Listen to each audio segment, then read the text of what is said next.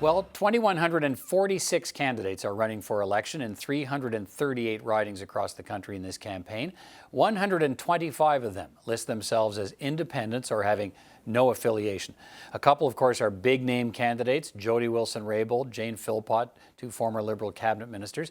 But many of them have little or no public profile and, frankly, little or no chance of winning. But that doesn't stop them from stepping forward and offering up important ideas in an election campaign. Why do it? Let's find out with my next guest. He's Chris Jones.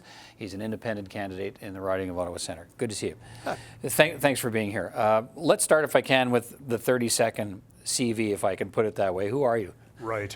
Well, I'm a longtime resident of Ottawa. Been here since 1982.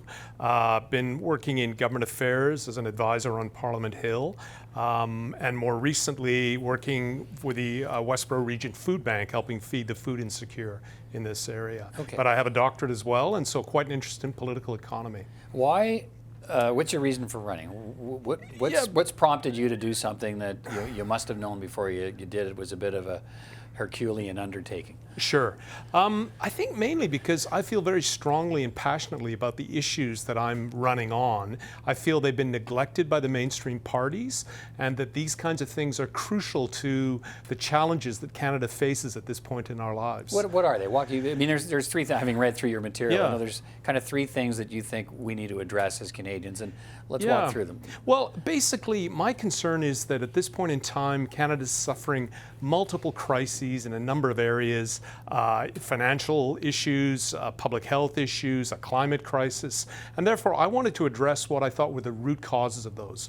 And I believe that they include things such as the fact that we have lobbyists who are very active in shaping the public policy debate in Ottawa, not necessarily in the public interest, that we lack full cost accounting, which I can explain in a minute. And finally, that aside from election periods and when they're occasionally enlisted in a focus group, that citizens don't actually play a big part in the life of our democracy. So in effect, I'm calling for citizens' assemblies. So those are my three issues. Okay, let me look at, this is a city that, is very familiar with lobbying, as you know, but a lot of people will say, look, there's nothing wrong with lobbying. It's part of the exchange of ideas and concerns that are brought to legislators all the time. So what's wrong with for-profit lobbying by businesses and other corporate interests? Yeah, sure. I don't think it's quite as benign as you portray it, Peter. We have 5,500 lobbyists here in Ottawa in total.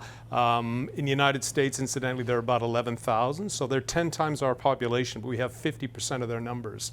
And my view is that over time, as the electorate has become more apathetic and disenchanted, that the lobbyists have stepped in to shape the public debate. In that vacuum of citizen disengagement, we now have more and more lobbyists in between elections altering the discussion, changing and framing the debate in many ways that I think are detrimental to the public interest. They're not all badly intentioned, but their natural objective is to pursue their own company's interests. And so how does that damage the legislative process or the social policy process? Sure.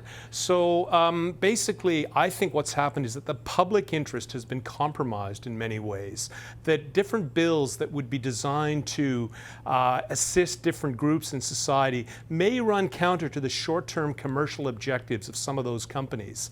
And those things are then, over time, in subtle ways, scaled back and attenuated. And so that's my concern with that. Having been inside the system to a certain extent, I've seen that. Okay, tell me about the citizen assembly. This is not a new idea. Others have talked about the need for citizen assembly. It's always been a big deal, I think, for the Green Party, and they've pushed that idea. What would it look like? What does that kind of democratic reform look like? I've done a little bit of research into this. I think we need groups of 30 citizens in each one of our federal ridings, so 338 of them. And I think they should be constituted initially in parallel to the role of the MP. And in other words, they should sit regularly, meet with each other, discuss, debate, and deliberate with each other. And that twice a month, and by the way, these people would be chosen without any pre-screening, drawn by lot, ordinary Canadians, basically. And that they would then meet with the MP at least twice a month to exchange ideas, opinions, views, and recommendations. And I think what do you think doesn't, I guess, some MPs will say, look, I meet with constituents all the time. I have an open door riding office. They can walk in and tell me their concerns. What's different? Yeah, so what I think is different is that given what I talked about earlier, the sort of unrelenting approach of lobbyists who are constantly coming in the door to meet with politicians and their advisors, and they're very articulate, they're well-heeled, they're well-positioned. The average citizen's voice has been lost to a certain extent in our politics now.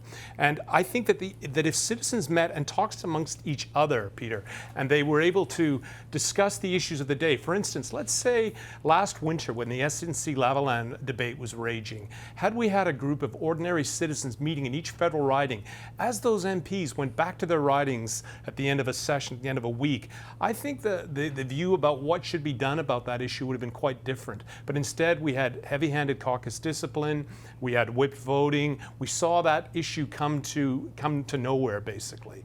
And so I believe that citizens have a role to play, more than just being convened as part of a focus group, and more than just being part of an all-candidates debate once every 4 years. You also want businesses to pay social and environmental costs. Would that solve some of the problems? Sure. So look, I think that is the single most important of the three that I'm talking about. We lack full cost accounting in North America. We lack it all over the world. Mm-hmm. In other words, the goal of most companies, understandably, is to increase their profit margins. So what they try to do is socialize most of the costs that they don't want to pay, environmental, social, financial costs, to be pushed off their books onto the books of the general public, future generations, the natural environment. And I think the reason we have so much carbon in the atmosphere, plastic in the oceans, erosion in soil, is because of this. So you have a past in party politics. Yes. I mean, you touched on that.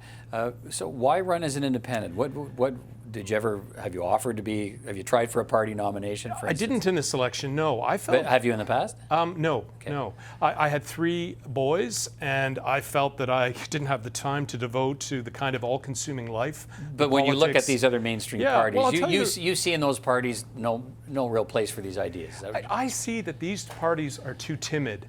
They are unwilling to embrace this kind of audacious change that would really rock the system and that would move things fundamentally in the direction of ordinary citizens.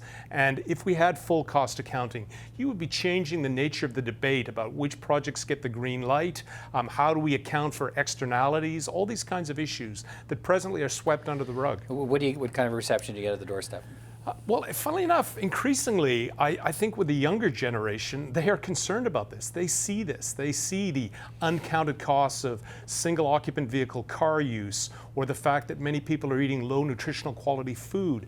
They can see the side effects of this. And so I'm getting actually a fairly favorable response. Funnily enough, from the guys that are more pro-business, their big concern around is the lobbying one. They feel that some businesses, for instance, Amazon has come to Canada recently, they sought and obtained some assistance to relocate. Well, some people felt that was an illustration of lobbying that worked to the detriment of Canadian businesses. Do you see what I'm saying? Right. Okay. What are your expectations? My expectations, I'm engaged in missionary work here. I'm attempting to push a set of ideas that I feel strongly about, but that the mainstream political classes have yet to take up and embrace. Although I'm finding on the doorstep, they're increasingly resonant and that people are actually interested in these ideas. And that they realize that we are approaching a time where we're going to need to reach outside of the conventional toolbox and look for some other ideas at this point. And that's what I'm trying to offer them. Right. Unless you're a well-known name. Let's finish on this. Jody Wilson-Raybould, Jane Phillips. It's hard to get a machine behind you if you're an independent. I'm sure you've found that. Is there something we would do to change the system to give independents a greater voice in the process? Doesn't mean more people vote for them necessarily, but there's I guess amplifies what ideas that are coming from people that don't have a big machine behind them. Yeah. Or the flip side of that is, I guess, if your ideas aren't resonating in mainstream parties, maybe your ideas are no good. That's what some people say. Well, to take up your first question, I think that had I been given an opportunity at the first all-candidates debate in the Glebe a couple of days ago which is a neighborhood here in Ottawa, to speak, as opposed to just the 5 parties that are contesting the election here, I think that would have helped. But I think in a broader sense, I think we need to have more dialogue and discussion. We need to, and not just to channel it through the parties, who after all have a vested interest in constraining the terms of the debate to keep it onto their kind of turf. So I believe that people like myself have a valuable role to play. We're bringing up other ideas and challenging the status quo. All right, Chris Jones, good to talk to you. Thanks for coming in. Thank you, Peter.